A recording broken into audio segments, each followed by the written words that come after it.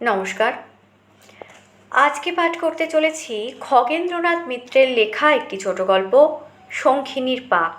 সঙ্গে থাকুন। তারিণীবাবু বললেন, হুজুর, এ অঞ্চলে যে কাহিনীটা প্রচলিত আছে সেটা আপনার কাছে নিবেদন করছি।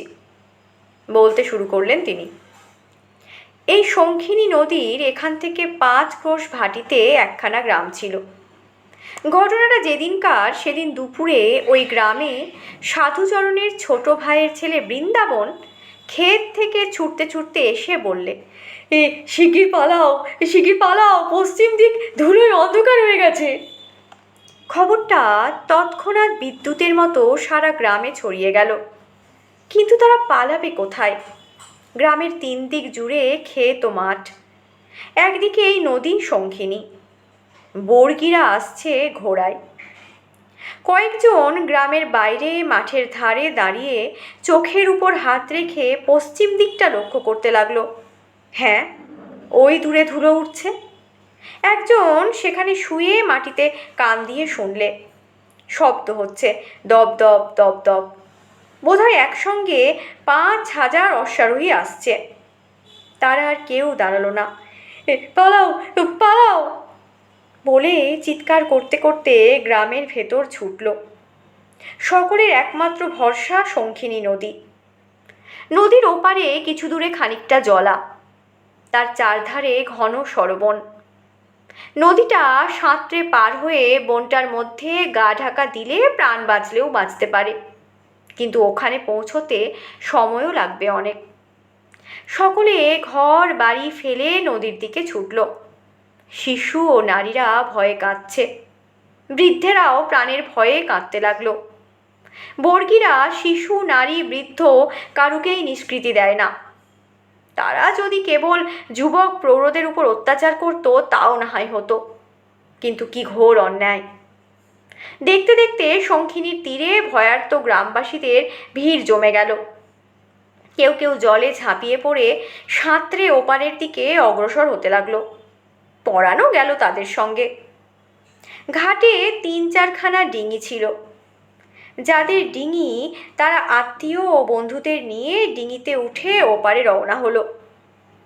সাধুচরণের মেয়ে ভবানী তখনও কাঁদছে। সাধুচরণ দেখলে তাদের দুজনের পালাবার উপায় নেই। এই বয়সে সে আর শঙ্খিনী সাঁতরে পার হতে পারবে না। ভবানী গ্রামের মেয়ে, সাঁতার জানে বটে, কিন্তু নদী পার হওয়ার শক্তি তার নেই। সিকিভাগ গিয়েই সে তলিয়ে যাবে। পালাবারও তো শক্তি চায়। সে ভবানীকে সান্ত্বনা দিয়ে বললে, কাঁদিস রে, কাঁদিস রে, ভয় নেই, চল চল আমার সঙ্গে। তখনও অনেকে সেখানে দাঁড়িয়ে কাঁদছিল। তারা যখন দেখলে নদী পার হওয়ার আর কোনো উপায় নেই, তখন নদীর তীর ধরে ছুটতে লাগলো। কিন্তু পালাবে কোথায়? ক্ষেতগুলিতে তখন ধান গাছের ছোট ছোট চারা বেরিয়েছে মাত্র। তারা আশ্রয় দিতে পারে না, নিজেরাই পায়ের তলায় পড়ে প্রাণ ভিক্ষা করে। ভবানীর এক হাত ধরে সাধুচরণ তাকে টানতে টানতে নিজেদের বাড়ির দিকে নিয়ে চলল। ভবানীরও মনে একটু সাহস এলো। সে আর এক হাতে চোখের জল মুছল। যেতে যেতে সাধুচরণ বললে, আমি বুড়ো মানুষ, ওদের কাছে প্রাণ ভিক্ষা করে নেব, কিন্তু ভয় তোর জন্য। তোকে ওরা ধরে নিয়ে যাবে, হয়তো আমার চোখের সামনেই তোকে কেটে ফেলবে, কি আগুনে পোড়াবে। সাধুচরণের গলা ধরে এলো। ভবানীর বয়স 10 বছর, দেখতে চমৎকার। সাধুচরণ ঠিক করেছিল সেবারই বিয়ে দেবে মেয়ের। ইতিমধ্যে বর্গির হাঙ্গামা শুরু হলো। বাপের কথাগুলো শুনতে শুনতে ভবানী আবার ফুঁপিয়ে কেঁদে উঠল।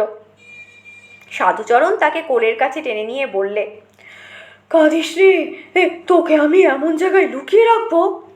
ভবানী বললে, আর তুমি? আমি কিছু দূরে বসে তোকে পাহারা দেব, ওরা চলে গেলে তোকে সেখান থেকে পার করে নেব। ওই যে আমাদের বাড়ি। সেখান থেকে গ্রামের বাইরেটা দেখা যায়। সাধুচরণ ভবানীর হাত ধরে সেখানে দাঁড়িয়ে পশ্চিম দিকটায় তাকিয়ে দেখতে লাগলো। ধু ধু করছে মাঠ, আর ওই ধুলো উঠছে যেন কালো মেঘ। সে ভবানীকে নিয়ে তাড়াতাড়ি বাড়ির ভেতরে গিয়ে বললে, তুই এখানে দাঁড়া দাঁড়া, আমি আমি আসছি। ভবানী বাপের কথা মতো সেখানে দাঁড়িয়ে রইল। সাধুচরণ বড় ঘরখানার বারান্দায় উঠে গেল। একধারে একখানা কোদাল ছিল। সাধুচরণ সেখানে হাতে নিয়ে উঠোন দিয়ে ঘরের পেছনে বাগানের দিকে চলে গেল। তারপরেই সে শুনতে পেল মাটি কাটার শব্দ হচ্ছে, ধপ ধপ। কিছুক্ষণ পর সাধুচরণ ঘরমাক্ত দেহে হাঁপাতে হাঁপাতে এসে রান্নাঘরে উঠে গেল। তারপর চাল শুদ্ধ বড় ডোলটা মেঝেতে উপুর করে ফেলে সেটা খালি করে টানতে টানতে উঠোনে নামিয়ে ভবানীকে বললে, আয় আয় আমার সঙ্গে।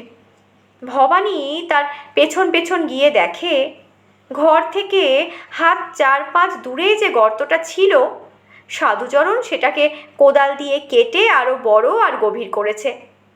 সাধুচরণ গর্তের ধারে এসে বললে, এইখানে দাঁড়া, ওই ওই ঘোড়ার পায়ের শব্দ শোনা যাচ্ছে না? বলে সে ডোলটা গর্তের মধ্যে তাড়াতাড়ি নামিয়ে দিল। ভবানী জিজ্ঞেস করল, এটা দিয়ে কি করবে?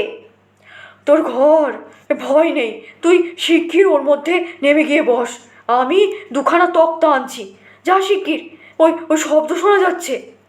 বলতে বলতে সাধুচরণ ভবানীকে হাত ধরে টেনে গর্তের মধ্যে নামিয়ে দিলে। ভবানী ডোলটার মধ্যে কাঠ হয়ে দাঁড়িয়ে রইল। সাধুচরণ ছুটতে গিয়ে ভেতর থেকে 2খানা তক্তা এনে বললে, বস বস, ভয় নেই, আমি তোর বাপ, তুই আমার বড় আদরের জিনিস, আমার আর কেউ নেই, ডাকাতগুলোর কাছ থেকে লুকিয়ে না রাখলে আবার তোকে তুলে নেবে, বস বস। বর্গী বাহিনী তখন মাঠের শেষ প্রান্তে দেখা দিয়েছে। ভবানী ভয়ে ডোলটার মধ্যে জড়ো সড়ো হয়ে বসতেই সাধুচরণ ডোলের মুখে তক্তা 2খানা দিয়ে বন্ধ করে দিলে। কেবল বাতাস যাবার জন্য আঙুল 4 ফাঁক রইল। তারপর সাধু সেই তক্তা 2খানার উপর ক্ষিপ্র হাতে মাটি চাপা দিতে লাগলো, আর তক্তার ফাঁকে মুখ রেখে মাঝে মাঝে বলতে লাগলো, নড়িস নে, এই শব্দ করিস নে। মাটি দেওয়া হয়ে গেলে চারপাশ থেকে শুকনো ডালপালা কুড়িয়ে এনে সাধুচরণ সেগুলোকে মাটির উপর চাপা দিলে। তারপর তক্তার ফাঁক বরাবর মুখ রেখে বললে, ভবানী, আর ভয় নেই, ওরা চলে গেলেই তোকে তুলবো, আমি কাছেই রইলাম। মাটির নিচ থেকে চাপা আওয়াজ উঠল, আমাকে শিগগিরই তুলে নিও বাবা। আচ্ছা আচ্ছা।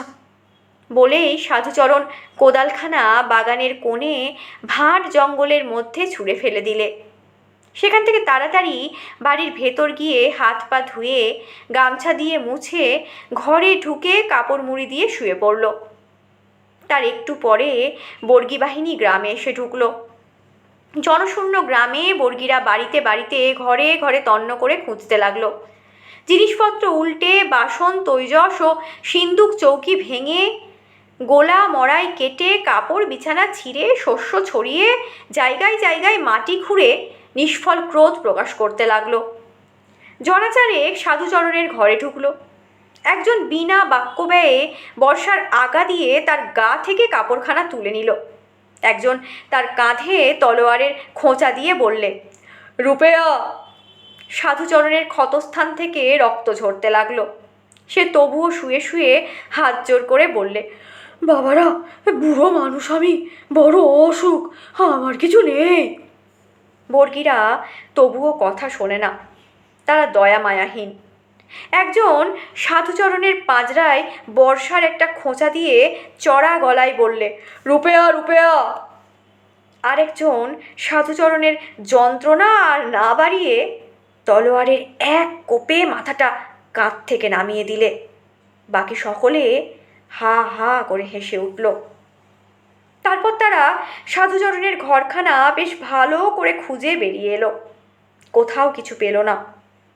সেই সময় বর্গী বাহিনীর অধিনায়কের তুর্য গম্ভীর শব্দে বেজে উঠল।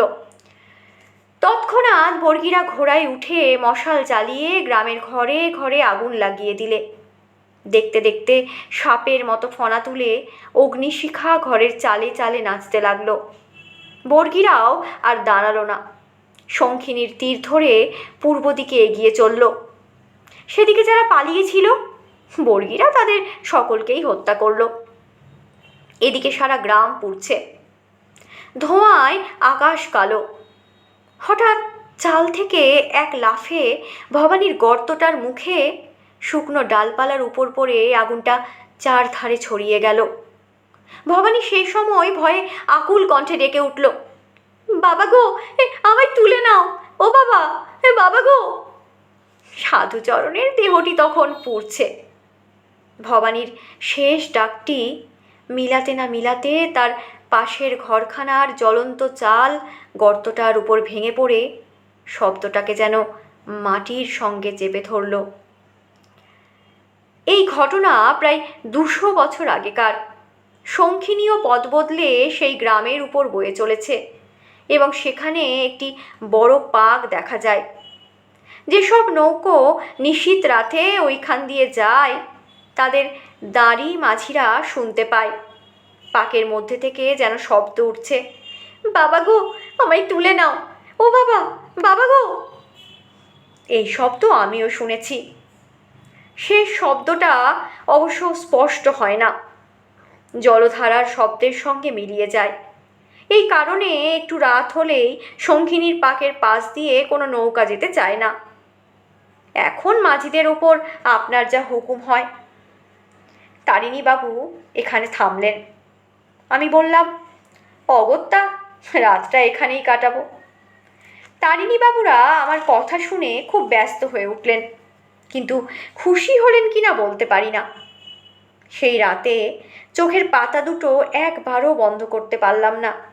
শুয়ে শুয়ে ভাবতে লাগলাম, আচ্ছা সত্যিই কি ওই পাকের নিচে আজও ভবানীর দেহাবশেষ আছে? এতক্ষণ শুনলেন খগেন্দ্রনাথ মিত্রের লেখা একটি ছোট গল্প, শঙ্খিনীর পাক। গল্পটির পাঠ এখানেই শেষ হলো। ধন্যবাদ।